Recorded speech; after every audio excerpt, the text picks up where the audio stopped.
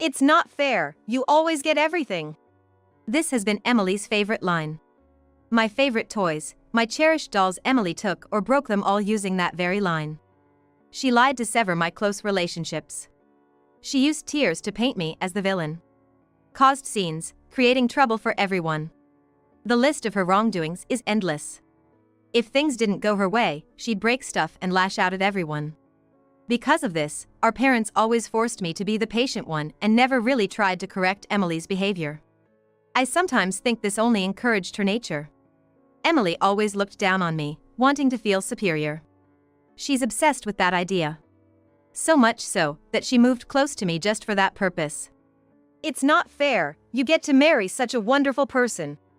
Emily used her tricks on my husband, a doctor.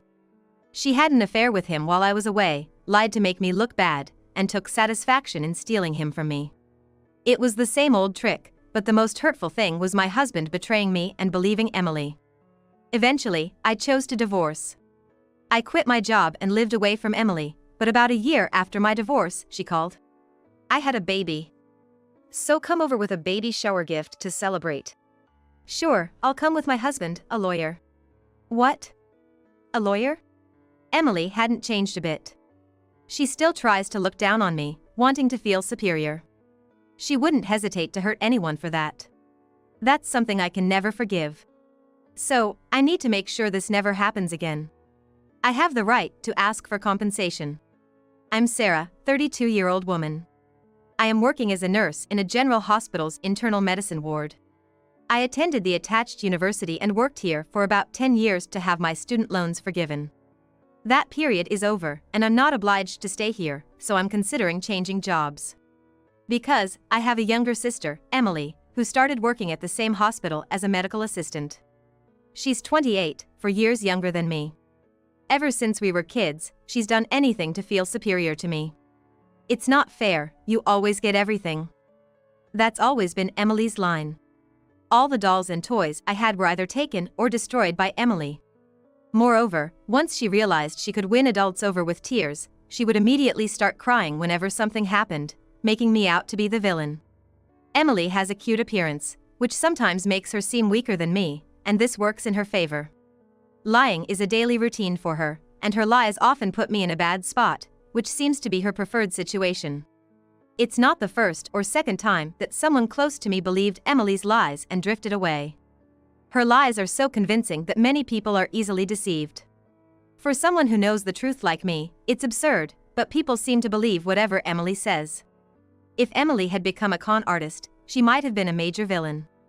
I guess she should be glad she chose a legitimate job.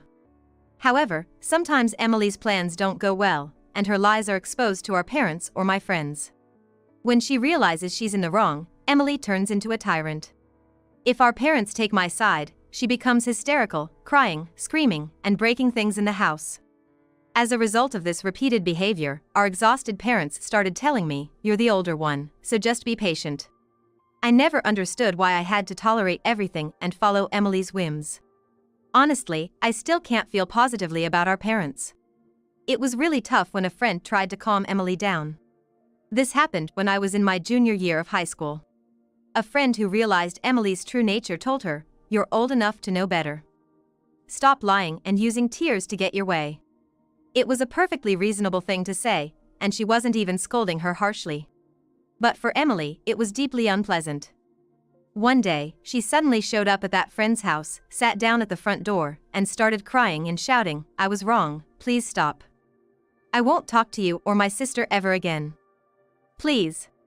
Of course, the neighbors could hear everything, and if anyone tried to touch Emily to get her to stand up, she would scream, "Ouch. Stop it." My friend was very sensible and ended up calling the police. The involvement of law enforcement finally made Emily behave, but since she was only in the 6th grade at the time, the police gave our parents a stern warning. When things didn't go her way, Emily continued her tantrums, and for some reason, I was the one who got a scolding from our parents for provoking Emily. I just felt terribly sorry for causing trouble for my friend. I had a few friends who knew Emily's true nature, and they always encouraged me. I think I was able to survive in that house because of them. So, I decided to distance myself from Emily as much as possible. The first step was to move away from home. I chose a university affiliated with this hospital, far from home, convinced my parents to let me go by saying I would get a scholarship that essentially didn't need to be repaid, and succeeded in moving away by saying I was too busy with practice and studies to stay in the dorms. Since then, I've hardly returned home. I was leading a busy but fulfilling life, but this year, Emily started working at this hospital. She came to the nurses' station and acted sweetly, saying, "I'm so happy to work with my sister." But the experienced nurses, who are well aware of the ways of the world, saw through her act. They realized she was suspicious, which gave me a chance to explain my relationship with Emily and get a sort of pardon from having to interact with the administrative department. I'm grateful for that. I really don't want anything to do with Emily.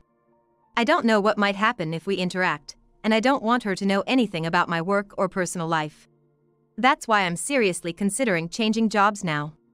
Sarah, are you sure you don't want a wedding ceremony? My husband, Aiden, asked me as we were having a quiet dinner at home. Yeah, I'm just not interested. Sarah, you have such a great figure, you'd look stunning in a dress. I don't want to stand out. Aiden and I got married last month. After dating for about half a year, he proposed and we quickly tied the knot. Aiden, a doctor in the same internal medicine ward, is 37 years old. He's popular with patients thanks to his refreshing smile and kind demeanor, and he's well regarded by the nurses for his gentle approach. I had a good impression of him too, so when he asked me out, I was pretty thrilled. Do you want to keep it low-key because of your sister? I had told him everything about Emily when we decided to get married. I wanted as little contact with her as possible.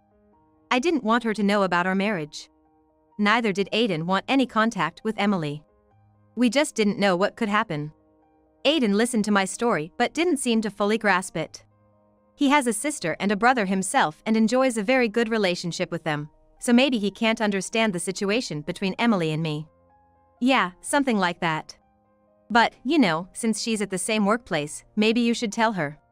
No, really, there's no need. You're sisters, I think she'd be happy for you. In my mind, I knew the moment she found out, she would start plotting. That's why I decided not to have a wedding ceremony. The marriage announcement was only made to my parents during a meetup outside, and I made them promise not to tell Emily. They know Emily's character and probably won't say anything. My parents told me that Emily tried to get into the same university as me but couldn't because of her grades. Now that she's entered the same hospital as me, my parents seemed a bit worried, but their relief at not having to deal with Emily anymore was apparent. They must be relieved that she started living alone and left the family home. In the hospital, Aiden and I use different last names, and I don't wear my ring at work. We haven't made a big deal about our marriage, so many people probably don't know.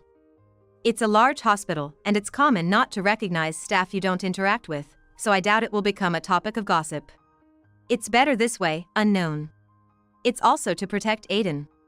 But then... Sarah. Why? Don't be so secretive, sis. In front of the medical office, Emily and Aiden were talking together. Why are these two together? Aiden, my brother-in-law, came to tell me himself that you guys got married. Despite my insistence not to tell her.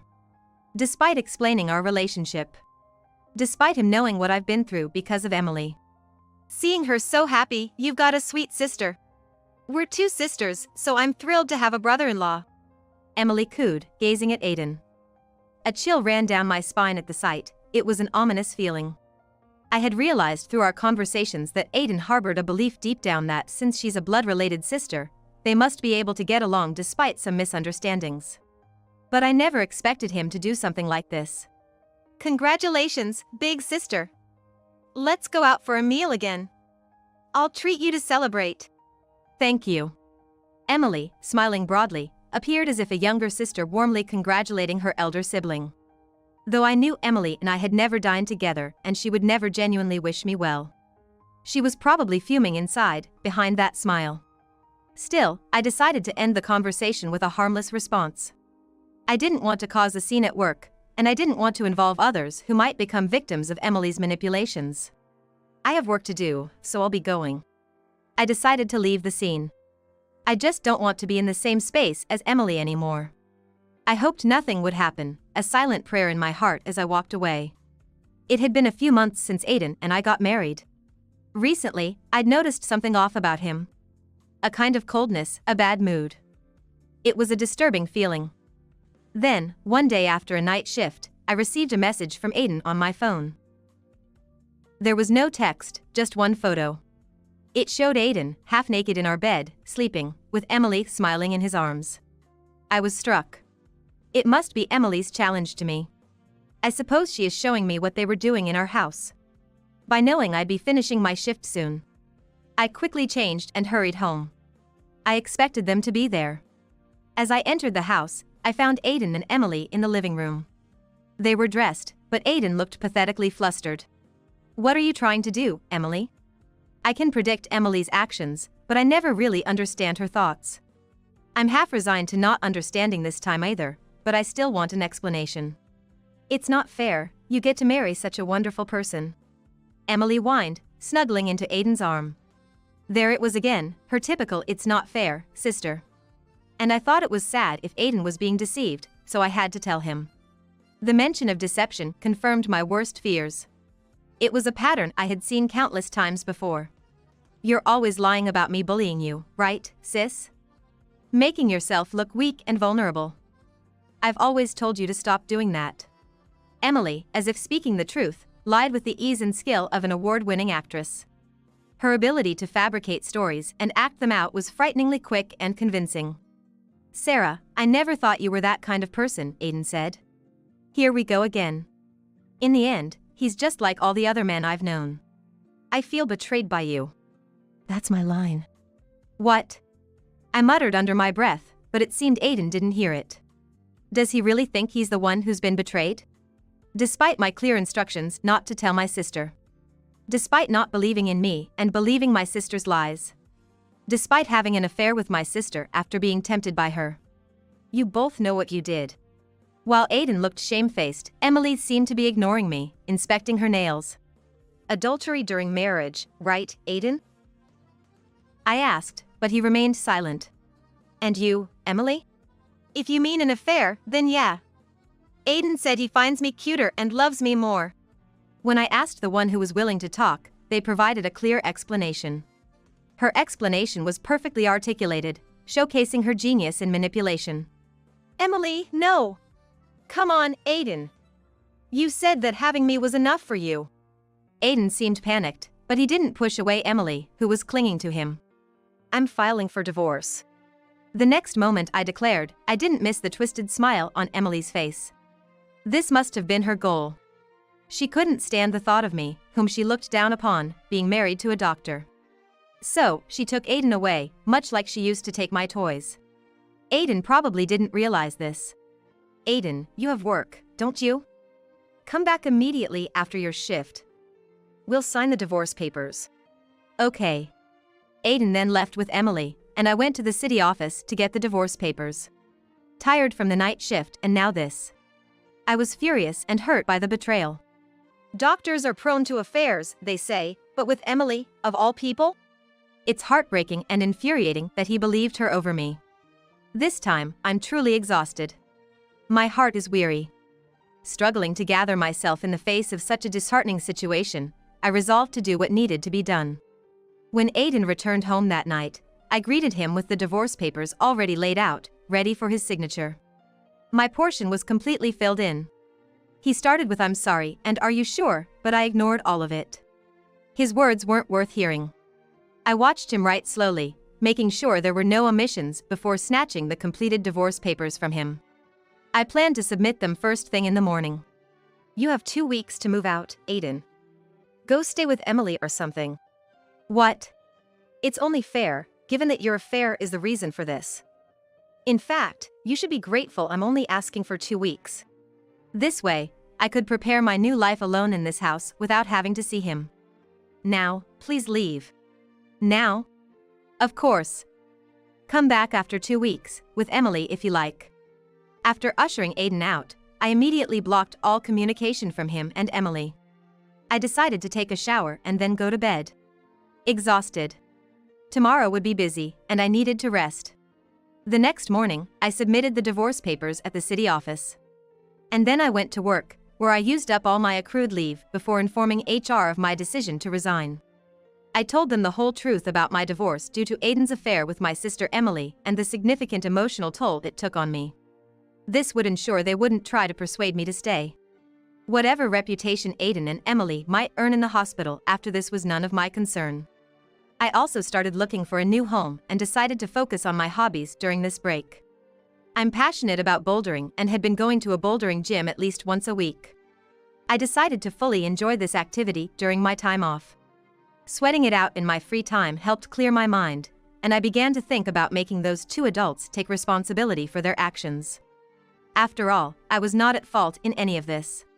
No need to suffer in silence. I have every right to take action, I thought. First, I need a lawyer.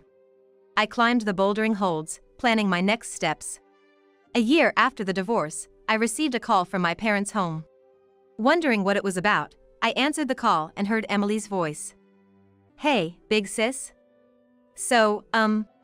It had been a year since I last heard it. "I had a baby, a super cute boy. Oh, and I married Aiden. So come over with a baby shower gift, we're at our parents' house right now." Emily was talking one-sidedly. I had blocked both her and Aiden, so they couldn't contact me directly and had resorted to using our parents' phone. She seemed delighted, thinking that marrying Aiden and having his child would hurt me. Her unabashed demand for a baby shower gift, without any remorse, made me sigh, realizing she hadn't changed at all. Despite the sigh that escaped my lips, a smile formed at the corners of my mouth. Sure. I'll let Aiden know too. I'll be coming with my husband. What? A lawyer? Emily's voice dropped, clearly taken aback. Indeed, she had no idea that I had remarried, let alone to a lawyer. How about in 2 weeks? You'll still be at our parents' home, right? Yeah, I'm at home. I did a hometown return for the birth. Mom and Dad are so in love with the baby, they don't want me to leave, Emily said, trying to hide her agitation. She must be frustrated that I remarried, especially to a lawyer. She probably imagined me living a lonely life. I'm expecting a nice baby shower gift, you know, Emily said before hanging up. Her brazen attitude was unchanged. I wondered how long she could keep up that act. As for my current husband being a lawyer, that was indeed true. His name is Ethan. A 36-year-old, still considered young in the legal profession but incredibly talented. Our relationship began when I sought legal counsel for a claim for damages following my divorce. Right after the divorce, I visited a law firm that was known for being strong in handling divorce cases. Ethan was the first lawyer I met there. Coincidentally, it turned out we frequented the same bouldering gym. I hadn't noticed him, but Ethan remembered seeing me there. I was surprised to discover that the lawyer handling my case shared my hobby and frequented the same place. As we shared this common interest and Ethan provided sincere legal advice, my trust and comfort in him grew. Then one day, he confessed. I've always been intrigued by the serious expression you have when climbing at the gym. Our relationship blossomed from there, and we eventually got married. Knowing everything about my past, including my previous marriage and divorce, made things easier. I felt protected and profoundly happy to marry Ethan, who made me feel so cherished. 2 weeks later, as promised, I visited my parents' home with my husband. There, I found Emily, fully made up, and Aiden with a bitter expression. There was also a baby in the crib, who was indeed adorable. My mother was watching the baby, so we sat in the living room to chat. Nice to meet you. I'm Emily, her sister. Nice to meet you. I'm Ethan, married to Sarah. Ethan introduced himself, his posture professional, despite being in the role of a husband at that moment. He was in a suit, with a badge and a businesslike smile. You're a lawyer? Yes, I am. Emily looked up at Ethan with her characteristic gaze, but he maintained his professional demeanor without breaking his smile. When did you and my sister get married? She didn't tell me anything. It was 2 months ago. Oh, so it's been more than half a year since the divorce. Yes, there's no issue. Did you know that my sister got divorced? Emily continued, despite Aiden looking visibly upset next to her. Perhaps she thought I had kept my divorce a secret from Ethan. Sarah, you brought a gift, right? Thank you. Emily turned to me, probably frustrated that the conversation wasn't going as she had planned. That was probably her intention from the beginning, so it's natural for her to say that. But I wasn't about to let things go so easily. Yes, here you go. I took out a tea-colored envelope from my bag, placed it on the coffee table, and slid it towards Emily and Aiden. Emily quickly grabbed it and looked inside. What is this? She grumbled, pulling out the contents of the envelope. Of course, she thought it contained money, but it didn't, so her reaction is understandable. It was a set of documents for a claim of damages. It was against both Emily and Aiden. As written here, I'm claiming damages from both of you. Now what are you talking about? Emily raised her voice. It's quite straightforward. I can still sue you too for mental suffering due to the affair you had after the divorce. When I first consulted Ethan at the law firm, he informed me of this time frame, and I thought I had plenty of time to make my move. I thought I'd wait for the right time to make the claim. If an appropriate opportunity doesn't arise, I can always file the claim whenever it suits me. So, there's no need to rush. Just because your husband is a lawyer. Claiming damages is my right. The amount I claimed from each of them was $30,000. Given Emily's current unemployment, Aiden might end up paying $60,000, but that wasn't my concern. Whether Aiden would actually pay was another matter. Is this because you're bitter about being dumped by Aiden? If I give him back to you, will you forget about the damages? What are you talking about, Emily? Emily blurted out nonsensically, to which even Aiden couldn't stay silent. However, Emily doesn't even spare a glance at Aiden. The damages claim is for your affair, so it doesn't just go away. I stated firmly, causing Emily's face to twist unpleasantly. Then, give me your lawyer husband. She retorted, making an absurd suggestion. What about Aiden then? I'm saying I'll give your husband back. It's unfair to come at me with a lawyer as your husband.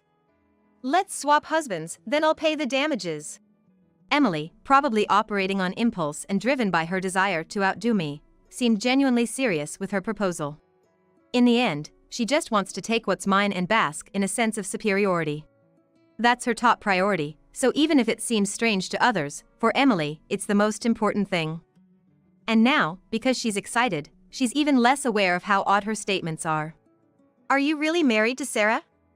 Because, Ethan, you're quite handsome, and you must be quite popular. Emily continued, resorting to her usual tactics of flirtation. From her past experiences, she probably understands that acting that way can win over men. I proposed to Sarah because she's beautiful, not just in appearance but in spirit as well. What?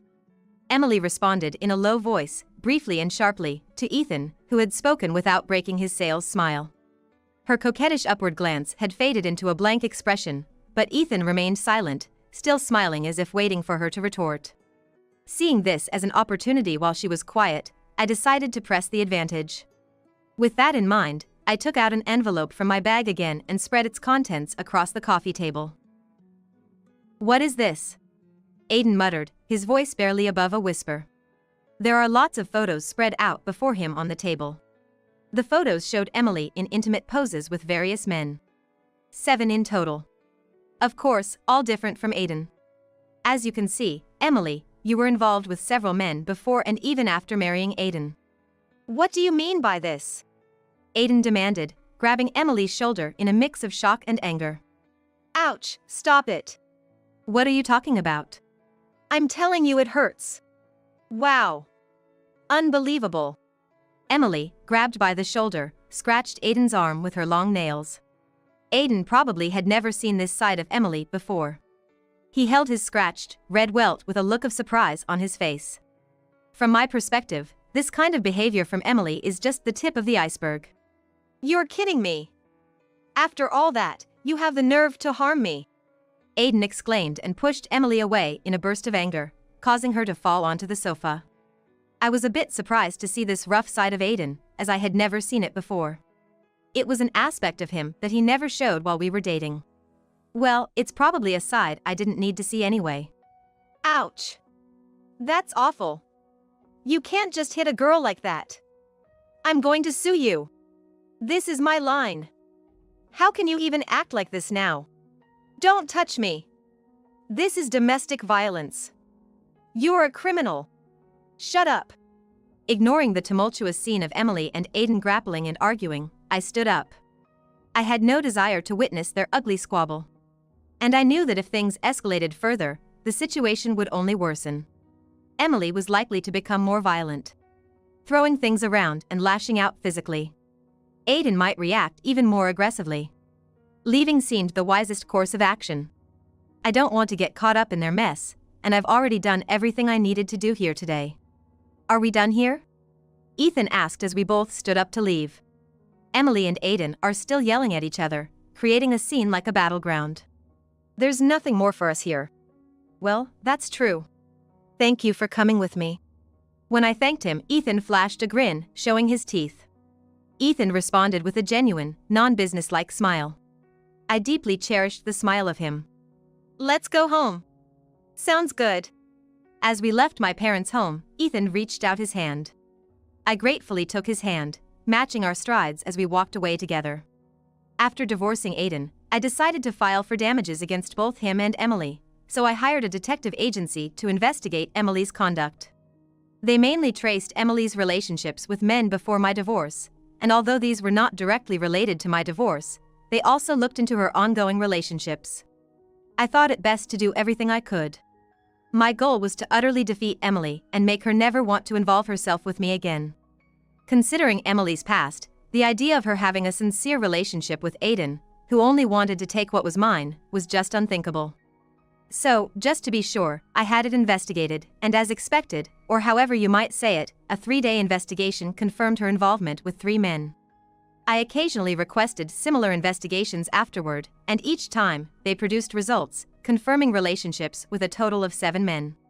Some of these relationships started before her marriage to Aiden, while others began afterward. The private investigator suggested that the actual number of men Emily was involved with could be even higher. It seems that she was that unrestrained. I made sure to send evidence of these affairs, including photos, to the homes of the married men involved. It was important that Emily faced the consequences of her actions as an adult. For my part, I made sure to include in the damages claim documents that I had evidence of the affair, ensuring Emily and Aiden couldn't deny their actions. I had recorded the conversation when their affair was first revealed. I had to do it that way, otherwise Emily would try to escape by lying again. My experience with them had taught me to anticipate their tactics and take the necessary steps to protect myself. This time, I was acting not just out of hurt but with a resolve to ensure they faced the full consequences of their actions. This time, I was determined not to let either Emily or Aiden get away with their behavior. I also included in Emily's claim documents a warning that any further harassment or defamation would result in criminal charges. My decision not to hold back anymore was a firm declaration of my intention to no longer tolerate their behavior. Sometime after that incident, the damages I had claimed from both Emily and Aiden were deposited into my account. Emily managed to pay her part of the settlement after being sued for damages by several wives of the men she had affairs with. Our parents had to step in to help cover her dues and sort out her affairs. They decided it was time to stop letting Emily run wild and started monitoring her closely, making her work part-time jobs at a local clinic and a store. Most of her earnings went to repaying the parents, leaving her with little time for anything other than work and childcare. It also turned out that a paternity test revealed that Aiden wasn't the father of Emily's child. Learning of his wife's betrayal and that the child he had adored wasn't his, Aiden was deeply hurt and ended up divorcing Emily. The rumor in the hospital of him being the fool who left his wife for her sister, only to raise another man's child, damaged his reputation. I heard from former colleagues that the shock led to his mental breakdown and eventual resignation from the hospital. Now unable to practice medicine, he's reportedly working low-paying jobs to make ends meet. What they do or how they live is no longer of any concern to me. They should live with the regret of their actions. A harsh sentiment, perhaps, but the only one I can muster for them. In my life, things have been looking up. After marrying Ethan, I took my time to find a suitable job and secured a position as a nurse at a well-regarded hospital. Even before, I was working at a private clinic for a few days a week in a relaxed manner, but thinking about preparing for the future and wanting to earn a proper income, I took my time and carefully went through the job hunting process, which has led to me working under satisfying conditions now. Living without any contact with Emily has brought me a sense of relief and fulfillment. My days are enriching, both professionally and personally, as Ethan and I enjoy a happy, relaxed life together. We were even discussing starting a family when we discovered that I was pregnant. Ethan was overjoyed, shaking with excitement, and started reading every pregnancy and parenting magazine he could find. He seems to be becoming more knowledgeable about pregnancy life than even me, who is pregnant. It's a joy to spend each day filled with happiness and smiles. I just want to keep on living with a smile, always. I'm looking forward to a future that promises even more happiness and fun-filled days.